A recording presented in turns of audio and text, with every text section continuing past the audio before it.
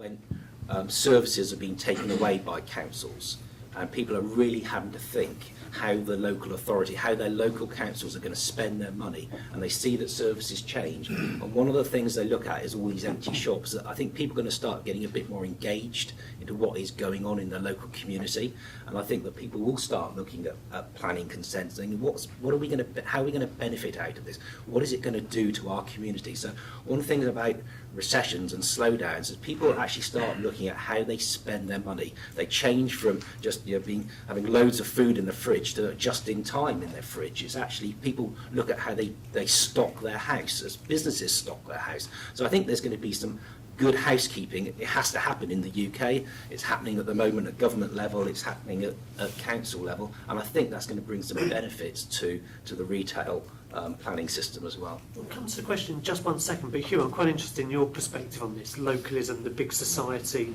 What does it mean for the people in this room? Is there do you see a link between those policies and what we're talking about here? Can it make a difference?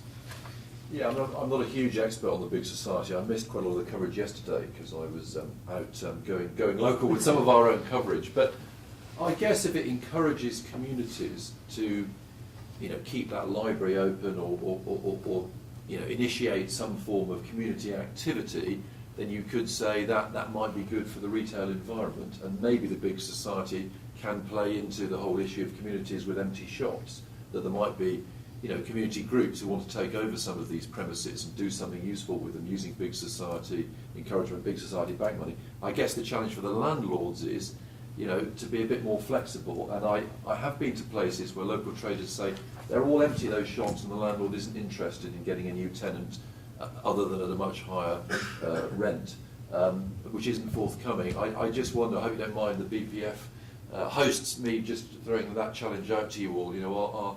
Are landlords being inflexible enough and seeing which way the wind is blowing? Does anyone from the BPF want to respond to that point? Or Mike, do you want to respond on behalf of the whole of the property industry?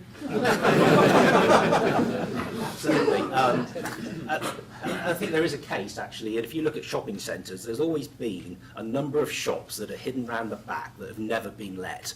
And they're not let because they can't afford to let them, because it'll affect the whole tone of the scheme. And we all know as valuers, actually, that's really important that you don't do a letting. And there is a lot of smoke and mirrors. So unfortunately, it is true that people will not let things because it may impact on their value of their portfolio. So that is fact. However, I think that a lot of investors, such as ourselves, are much more pragmatic about it. You've just got to get the cash coming in through the door because cash flow is king. So I think there's definitely a case of sort of two sides. I presume the empty rates will address that to a degree. Yeah, we don't like it, but it may help, unfortunately. Okay, the lady at the front, so you've been very patient. No, that's right. I was enjoying the discussion. My name's Audrey Helps. I'm the Tooting Town Centre Manager. I work for Wandsworth Council's Economic Development Office. I'm afraid I'm a local authority person who snuck in this morning. And of course, Tooting was once very dear to the BBC with Citizen Smith, but we are now in decline. And I was interested, Matthew, you talked about some of your researchers going down some dodgy streets. Well, if you come on the walkabout with me, I take people down some of the back alleys of Tooting, and it's not particularly salubrious. Because I've got a problem, a number of things have been raised which are relevant. One is landlords and what they're doing. There's a particular landlord quite active throughout a lot of South London. Question was even raised about this particular owner in the House of Commons recently by the MP for Mitcham, and who just sits on vacant property for periods of years. It's just a strategy, won't disclose any of their intentions to the public, very, very difficult to deal with. So that's one issue. The other is something which hasn't really been touched on. You talked about the 10-minute rule. We did a major piece of research. We actually put our hands up and say we know we have a problem in Tooting. We've known it for a number of years, for at least 3. We've been doing a lot of work, but really what it boils down to now is people just want to see better shops. They had complaints about lots of things initially, but it really is reduced to better shops, and I know how they feel because they ring me and email me every single day. And Mothercare's gone, Marks and Spencer's gone, Adams Clark's, the list goes on. And yes, but you walk down High Street, it's packed. It's a very, very busy town centre, but when I stop people in the streets and when they're parking their car, they've come from Thornton Heath, they've come from Croydon, because we're a value centre now. Do we specialise in being the bargain bucket of the borough? I don't particularly want that. I'd like to be a little bit more aspirational for Tooting, and so with the residents. We've got 44% urban intelligence. You all shop in Westfield, but trust me, some of your colleagues live in Tooting, and they don't like what they see. And what do we do with stores that want to see bigger footprint? I've got very small units, landlords, the imaginative ones, one combined, one into two, and then Poundland gets it. So, and because they're the highest bidder. So, we have a number of issues going on at the moment which have been very relevant. So I found the discussion very interesting. Don't particularly have any answers, just in. Some absolutely brilliant points in there. Actually, Hugh, you're keen to answer some of those. Yeah, long live Citizen Smith, and Wolfie was his name, wasn't it?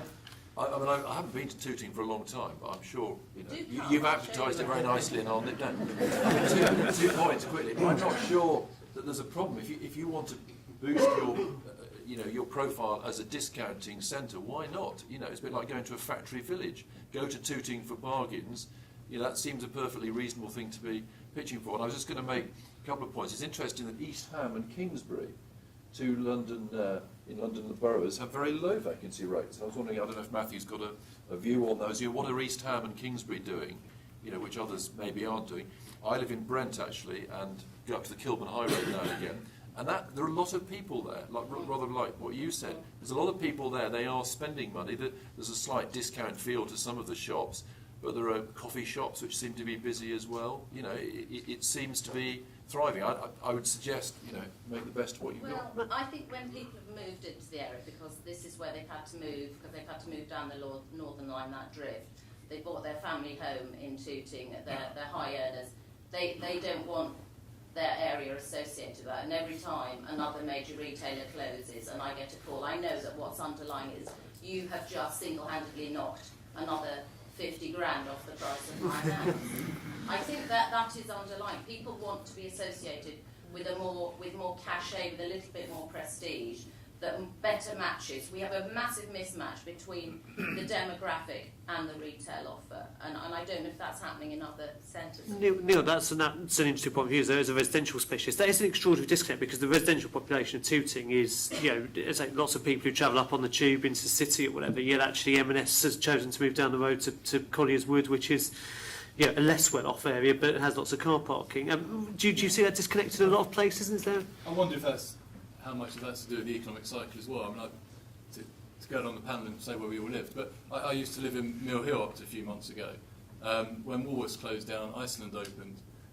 We've had other discount shops went in there. I think there's an element that you've got the cycle at the moment where those are the people going in. I think in the report it was saying it's clearly the discounters who are taking space, and Poundland's one of those. So not to be defeatist about it, but I think there is a cycle. Clearly, the higher value areas are the ones with the shops that we'd all like to go and shop in, but I think there is that element to it as well.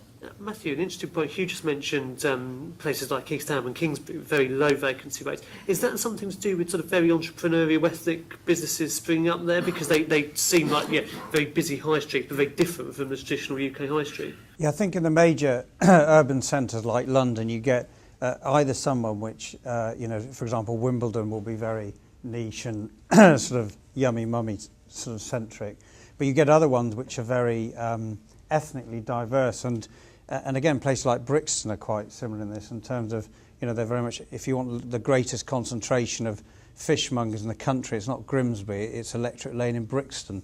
But you've got this ethnic thing, the jewellery element and everything else. So there are a lot of these factors going on which can tie into wealth, to where people are coming in from, but also to actually that background.